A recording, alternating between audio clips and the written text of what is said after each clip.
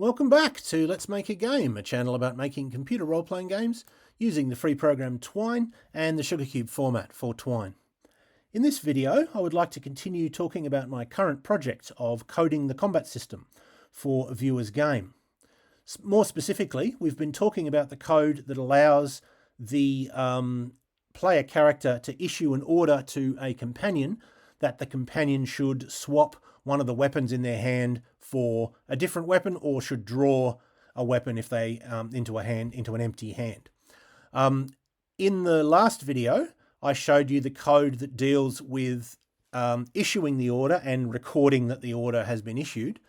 And in this video, I'm going to talk about the code that's relating to the companion seeing that they have that order and obeying it. So, as you might remember, if you've been following this series, when a character has their turn in combat, the first thing we do is we go to whose go is it? And then that sends the program to either player character, companion, or enemy, depending on which sort of character is currently acting. We haven't really been looking much at enemy lately. We've basically finished the enemies. We've been doing stuff that's relating to the player character and the companion because that's more complicated. They have orders, they have equipment, which the enemies don't have. In the case of the player character, they have buttons that the character, different options that the player can click on. So whose go is it? We'll go to companion, and then companion will go to a different place depending on, first of all, and at this point I'll probably zoom in a bit. There we go. First of all, is the companion prone? That's the sort of, that overrules everything else. If the companion is prone, then they stand up and that's their action, and it doesn't matter what orders they have. But otherwise, we look at com_I underscore who 5, I and I underscore who being short for who has initiative, and com being short for companion, and being an array that has a lot of information about the companions. One of which, the one that's stored in com something 5, is whether they have a particular order that they're to follow on their next action. And we go through all the possible values of that slot, and the one that we're interested in is when it's equal to 6, which is when we go to companion equip, which is where most of the code we're going to be talking about is. This is the code that, this passage is specifically dedicated to having the companion swap their weapon. So, the first thing we do, and we don't do this with any other order, we delete the order. We set com_I and I underscore who 5 to 0. The reason we do that, as the note below points out, is because otherwise the companion would keep swapping weapons back and forth. On the first turn, they would do what we want. They would say, I need to swap from inventory slot 7, let's say, into my offhand. Right, do that. Next turn, they'd go, I've got an order. I have to swap inventory slot 7 into my offhand. So they'd sort of swap back. And then on their next turn, they'd do the swap that we wanted. And then next turn, they'd swap back and so on. Obviously, that's not the behavior that we're trying to get them to do. So we delete the order once we get to this passage. So here we have, something just fell down in my room. I don't know if you can hear that. But anyway, here we have a branching based on if com_I and I underscore who 7 is equal to 1. And we have quite a lot of code, quite a lot of complicated lines. But actually you find that it's only really sort of basically two different things with variants. So you'll see that it's a fair bit simpler than it looks as we go through it. But to start with, we have a branching based on com_I and I underscore who 7. And that is the part of the com array that's specific for this order. It keeps track of which hand we're equipping to. And then com_I and I underscore who 6 is which inventory slot are we drawing from. And so we have one for if they're swapping into their main hand, and then otherwise if we're equipping to the offhand, and they are basically the same. It's just that we're dealing with slightly different variables. So equipping to main hand, there's two things that we do. We give a message to the player which says what's happening, and then we actually make it happen. There are two lines here because we have to swap the weapons, but we also need to swap the ammunition levels. So if you swap, let's say you have a pistol with 5 shots and you want to swap it for a machine gun with 1 shot, you don't, if you just swap the weapons, you'd now have a machine gun with 5 shots and you'd have stored a pistol with 1 shot. And that doesn't really make any sense. That's not what would happen in reality. So of course the number of shots has to follow the weapon. So that's why we have 2 lines there. They're very similar, but they relate to different variables because of course we keep the name, which weapon we're talking about and how much ammunition it has. We need to store those 2 things. So therefore we do this, in this particular case, we do it in different arrays. So let's look at the message first. We have another split, which is based on whether weapon ini underscore who is equal to 0. Okay, so weapon is the array that deals with the player character and companions, what weapon they have in their main hand. And as I said before, ini underscore who is who has initiative. So this is just what weapon is this character, who, if we've come here, is a companion. What weapon does this companion have in their main hand? Is it nothing? Is it just their fists? That's what being equal to 0 means. So why do we have that split? Well, because if it's just fists, we say companion, let's say companion 1 draws their machine gun. This great big bit of text here is just the name of, gives us just the name of a weapon, as I'll demonstrate soon. Whereas if we're swapping one weapon for another, it says something like companion 1 swaps their machete for their machine gun. Now, we could have just had this message and it would have said companion 2 swaps their fists for their machine gun, with fists being in capitals, as in, sorry, not all in capitals, it has an initial capital letter. I didn't think that sounded quite natural, and that's why I wanted a different message for if they have an empty hand. It just says companion 2 draws their weapon. Now, I will point out this line of code here is identical to what I've highlighted here. So I'll just put that on another line. That makes it a bit easier to see. These 2 lines are the same bit of code. So I'll just explain. I've stuffed up the, well, it doesn't really matter, I guess.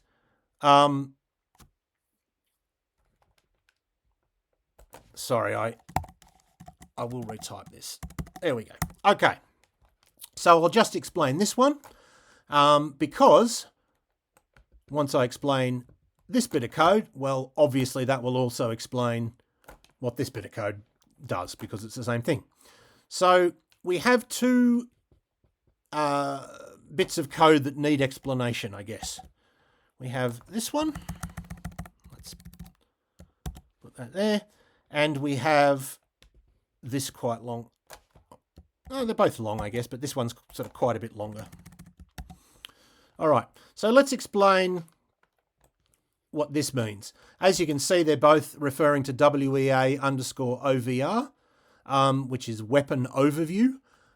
And in both cases, it's weapon overview something 0. Just in this case, the something's quite a lot bigger. Weapon underscore OVR something 0 is the name of a particular weapon. So weapon WEA underscore OVR 70 is the text pistol, because pistol is the 7th, happens to be the 7th weapon in the array. So in this case, what's the number of the weapon that we want? We want weapon square bracket ini underscore who end square bracket. Well, we've already discussed what weapon square bracket ini underscore who is. It is the weapon held in the main hand of the character that we're looking at, or the character who's currently acting. So this just says find the weapon that the character we're talking about is currently holding in their main hand and give us the name of that weapon. So it'll be companion 2 swaps their, let's say it's a science gun. Companion 2 swaps their science gun for their something else. So that one's relatively simple. This one, obviously more complicated, but it still works the same way. The only complexity is what's the weapon, what's the name of the weapon that we're, sorry, what's the number of the weapon that we're looking at, which is in this square bracket here. So it is, and then that is nested. That has something nested, meaning sort of there's something else within it. Within there we have this bit of code, and there's two dimensions. This refers to the inventory array, and the inventory array is a two-dimensional array of which the first dimension is what character are we talking about, and the second dimension is what slot of the inventory are we talking about. So what character are we talking about? Well, we're talking about character INI_who, of course, because that's the character that currently has initiative. Okay, what slot in the array are we talking about? Well, we're talking about com INI_who 6, because, as I might have mentioned before, com INI_who 5 is which order are we dealing with. And if we're here, it's always order 6, the order to equip a weapon. Com INI_who 6 is which slot of the inventory are we drawing from. And then com INI_who 7 is which hand are we putting it into. So what this whole line says is find what inventory slot we need to draw from, and look in that slot of the inventory of the current character. And then look in WEA_OVR, whatever weapon is in that slot, 0, and give us the name of that weapon. And of course that will give us the name of the weapon that we were going to be drawing. And so therefore we get companion, number of the companion, swaps their whatever weapon they're putting away for their whatever weapon they're drawing, and then at the end we put a full stop. So that's the message, and the other bit is that we need to actually swap the attributes. We need to actually make it happen. But before we get to that, I will say that this code here, which is in equipping to the main hand, is almost exactly the same as this one down here. There's only a single difference, and that is, instead of saying if weapon INI_who is 0, it says if offhand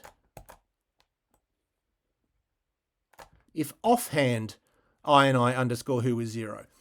Offhand is the array that deals with the weapon in the character's offhand. It is the equivalent to weapon, which is the weapon in the main hand. And we make the same change basically down here. We refer to offhand INI_who instead of weapon INI_who. So we end up saying the same thing. Either say if they just have their fists, if they just have an empty hand in their offhand, say something like companion 2 draws their machete. If they are putting away a weapon, if there's a weapon in their offhand, say something like companion 2 swaps their pistol for their machete. All right. So now we have to swap the weapons, and we need to swap the ammunition, and it works basically the same, it's just different variables. So both of these,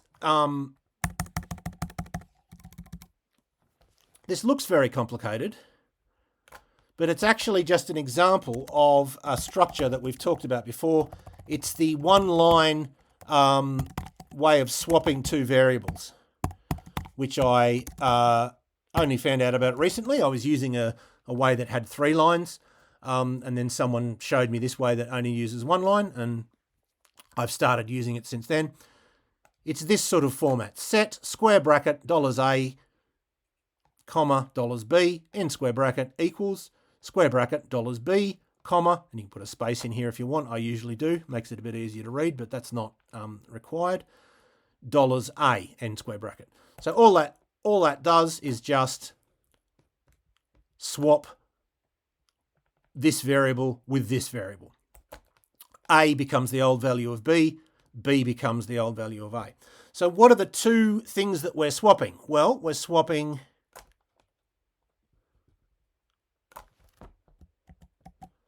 weapon INI underscore who. Well, we've already talked about that. That's the weapon in the relevant character's main hand, so that's fairly straightforward. This is more complicated, but haven't we seen that somewhere before? Yes, we have. I wouldn't have asked if the answer wasn't yes. Have a look at this bit of code here, which is identical to the one down there, as I said before. Let me paste down here, and then I'll move this along to make it, oops. I'll move this along to make it a bit more obvious. We can see that this bit of code is identical to this section of this other line. So what does this refer to? Well, again, it's the inventory array. That's a two-dimensional array, the first dimension of which is what character are we talking about? The second dimension of which is what slot in the inventory are we talking about? So once again, the first dimension is INI underscore who, because we're dealing with character INI underscore who. The second dimension is com INI underscore who 6, because that's where we stored what slot of the inventory to draw from. So the totality of this is just the weapon that the slot in the inventory array that we are putting into our main hand, and this is the weapon in our main hand, and it's just saying swap those two. Do what it says here, equipping to main hand. Oops. The weapon in our main hand should have the old value of this inventory slot, and the inventory slot should have the old value of the weapon in our main hand. And we also need to swap the ammo, but that is actually almost the same thing. It's just referring to different, it's swapping two different variables. Instead of weapon INI underscore who, we have ammo INI underscore who, and instead of inventory, and then this INI underscore who, com, etc., we have exactly the same thing, except we're using inventory ammo. So I'll cut and paste these two so we can see that they're identical, except for that they're different arrays. If I move this one along so that the square brackets line up, we can see that the last bit of it is exactly the same. So just as we look in one particular slot in the inventory array, which keeps track of what weapon is stored there. In the future, there'll be other bits of equipment, but right now we're dealing with weapons. We have another array, inventory underscore ammo, which keeps track of the ammunition level of every weapon in the inventory. And of course, it uses the same structure so that we can just refer to, if we're talking about inventory XY, well, we need to look at inventory underscore ammo XY for how much ammunition it has. In most cases, we'll be swapping 0 with 0 or undefined with undefined, and we'll never print that value because most weapons don't have ammunition. This will do this even if you were swapping a, let's say, a broom for a machete. But then we never display how much ammunition a machete has because that doesn't have any meaning in the fiction of the game. But of course, we need to do it every time because sometimes we'll be dealing with a weapon that has ammunition. We'll be either stowing a weapon that has ammunition and or we'll be drawing one. All right, so that line is pretty much sort of the same as this one, except the first one deals with the weapon itself, which weapon is it, and the second one deals with how much ammunition does it have. Well, when we look to the two lines down here, this one's a lot longer and it looks more complicated, but the only reason for that is just that we're dealing with arrays that have longer names. Instead of weapon, which is the weapon in your main hand, we deal with offhand, which is the weapon in the non-main hand. Instead of ammo, we deal with ammo underscore offhand, which is the ammunition for the offhand weapon, where ammo is the ammunition for the main weapon. Instead of, well, no, sorry, we deal with inventory ammo, that's identical. But because ammo offhand is a sort of much longer name than $ammo, this bit of code looks a lot more complicated than this bit of code, but it's actually really doing basically the same thing, just dealing with the offhand, the arrays that deal with the offhand rather than the main hand. Just as this one is pretty much identical to this one, except it deals with the array offhand, not the array weapon. And that's the code. And then of course we close off the if. We do a couple of line breaks because of the message that we've displayed, and we go to the next action. And because we've deleted the order, they won't swap again. The next time that this companion acts, they will have the default behavior, unless the player character gives them an order in between, which could sometimes happen when there's fancy stuff with different initiative orders in the end of the round and stuff. The player character might have 2 goes before the... Actually, I'm not sure that could happen. I don't know. I'd have to think about that. Anyway, basically, sorry, I got off on a tangent. Because this is deleted, the companion will now just behave according to default values until and unless the player character decides to give them another order. And that's how that works. Now, there are several things that I don't think are very good about this system yet. Some of them I talked about in my previous video, like the display is a bit wonky, mainly because the buttons are a bit wide, and I'd like to replace them with icons. I think that would be better. The display doesn't have what the player character currently has in their hand. There's some problems with how the player character... Sorry, there's some problems with how the companion... I said player character, I meant companion. There's some problems with how the companions choose their attacks. I think some attacks should be more rarely chosen than others, whereas now there's an equal chance of both. And there's a problem with the different machetes. It should give different text. But this is what I'll be working on sort of from now on, and hopefully in the next video I will have I'll have those changes to show you, and it'll be a smoother experience that works a bit better. But I will leave it there for now. I hope that was useful or interesting to at least some of you, and I hope you will tune in next time.